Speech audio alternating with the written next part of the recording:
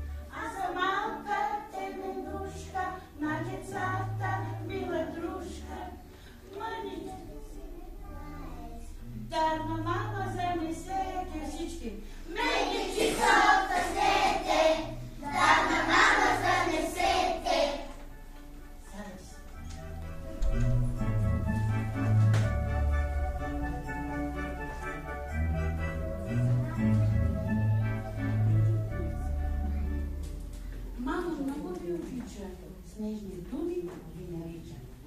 Миленка, хайде ви мама какво ти казва. Ставай си. Моята устичка. Моята устичка. Вредно зъбче няма. Ванна усамичко, както спяхме с мама.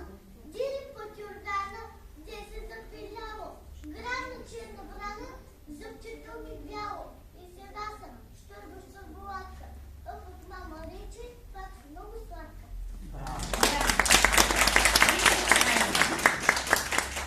Гърчето ми се разплати. Не е страшно, каза мама. С колеж говори за тати, хлоп, гърчето го няма. Плесках радостно с ръцички. Тати, ти си най-добрия. Хайде, изпади ги всички, че не искам да ги мия.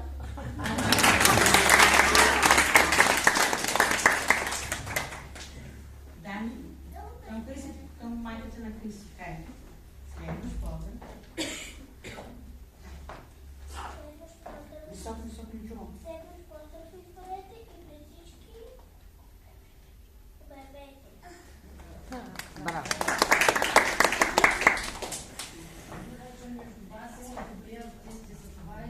Следващ поздрав да бъде драматизация Трите пеперутки.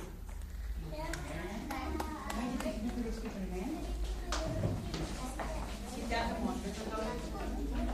Айде, трите пеперутки. Моля ви. Антонио, обърни се, ако обичаш напред. Хайде, слънчица. Покажи, че ти си вече истински първокласници. Нали? Таша, ела тук.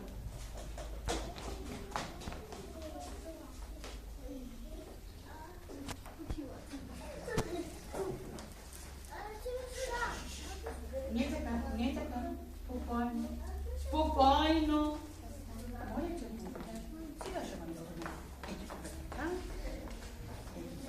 Готови ли сте? Хайде, кръчете да ги сложим както трябва. Ръчичките където трябва. Готови ли сте? Да. Моля ви.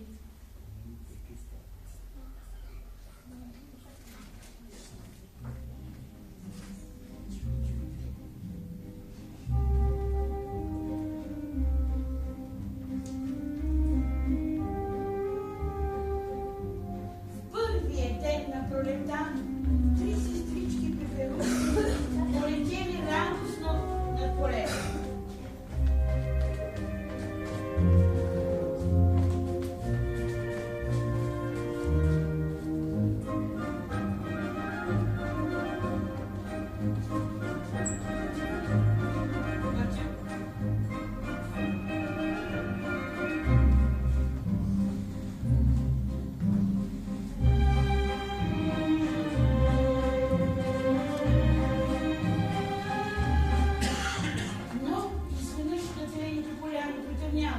Излязла страшна буря, заваля проливен дъжд.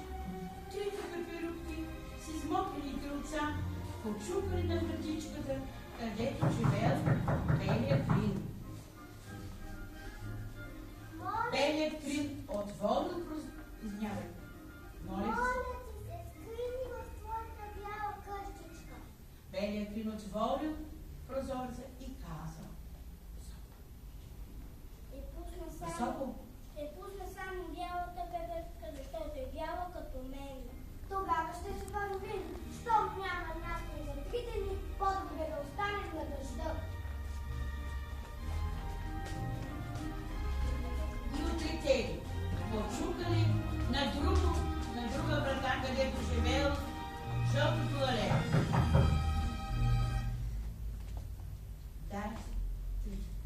Дай ми подслон, хубаво жълто лале. Пусни ми под стряхата си, докато престане дъждът. Мога да пусна само жълтата бебютка. Повече място няма. От мамото ми. Или за всички, или за никого. и тръгнали по-нататък.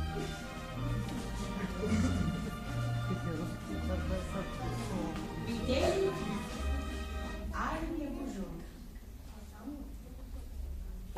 Меленка, пусни. Постряката си, братко, докато стане дъждът. Ще пусна само червената пеперутка, защото е червена братове. С Богом! Те се уловили за ръце и тръгнали из дъжда. Слънцето надничало за тъмните облаци. Топчуло каквите сестрички отговорили на цветята. Тяхната взаимна обич много му харесала. Усмихнало се слънцето, топлите лъчи и сушили крилцата им.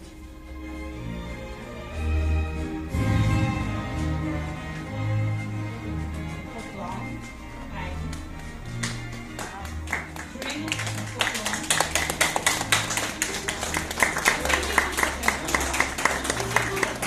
Хайде. И...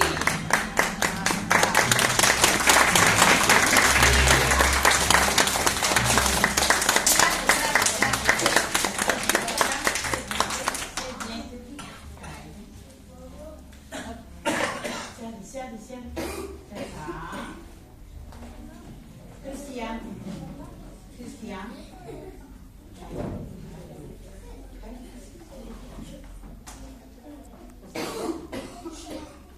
Следен Боже, изберете от нашата малка програма. Нека да бъде обявен от нашата учителка. Браво!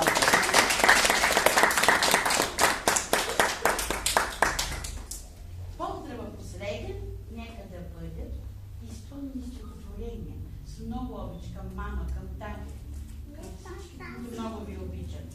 И това ще бъде на Алекс, на Дани и на Валя. Тримата да влязат. Хайде.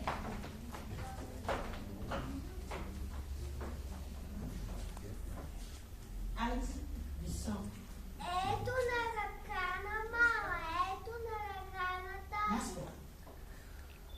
Като мене няма, по-щастлива на земята. Погледнете между тях сега че ръцете им са люка, на която се любя. Те ме вдигат на високо. Стискам им ръцете двете, че това е най-добрата детска люка под небе. Браво. Дани. И майки.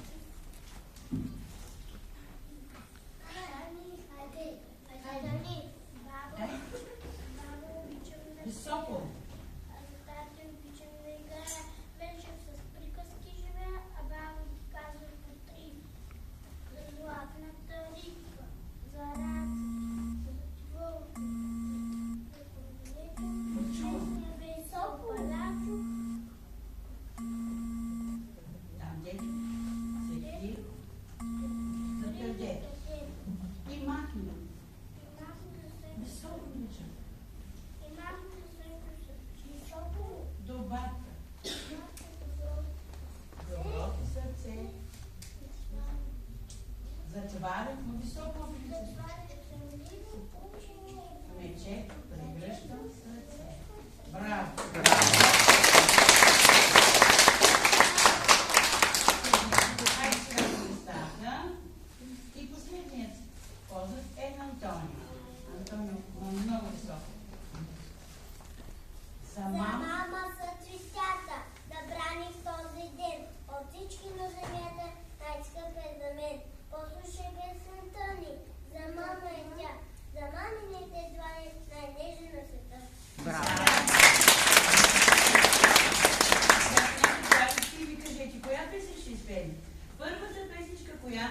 сме научили за мама, нали? Да. Така. Дай да кажем на мама, че ти да пеят, нали? Покани.